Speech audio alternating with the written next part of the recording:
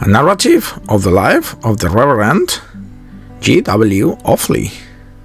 Greensbury Washington Offley was born into slavery on December 18, 1808, in Centerville, Maryland, to a free black man and an enslaved woman whose names are unknown.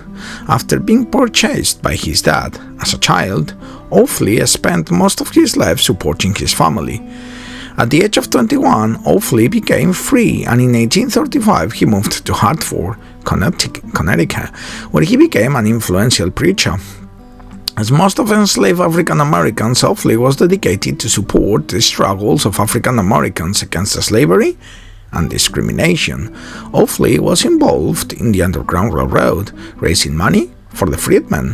In 1847, he solicited funds to help build a Methodist Zion church to colored people in Worcester, Massachusetts, receiving money from some of the most influential writers at the time, such as Ralph Waldo Emerson, Henry Wadsworth Longfellow, and other well-known and wealthy New Englanders.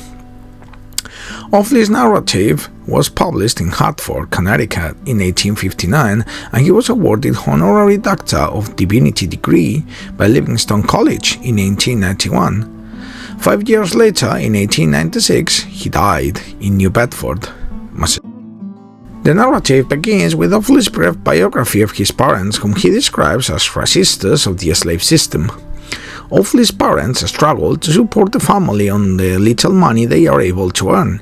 In order to provide help for the family, Offley's dad hires him out, and Offley will learn how to make baskets, foot mats, and horse collars from corn husks in order to make some extra money.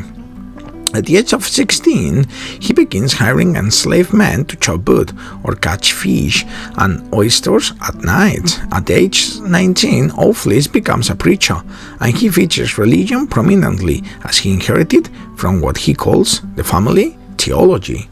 Although his parents were illiterate, the slaveholder who owns his parents often reads the Bible to the slaves. As a result, Offley's understanding of the Bible was such that he became a teacher to encourage subordination to masters, following the teachings of the Bible. Offley ends his narrative with a word to his colored fellows, taking issue with the word degradation, which was often used to describe the conditions of African Americans.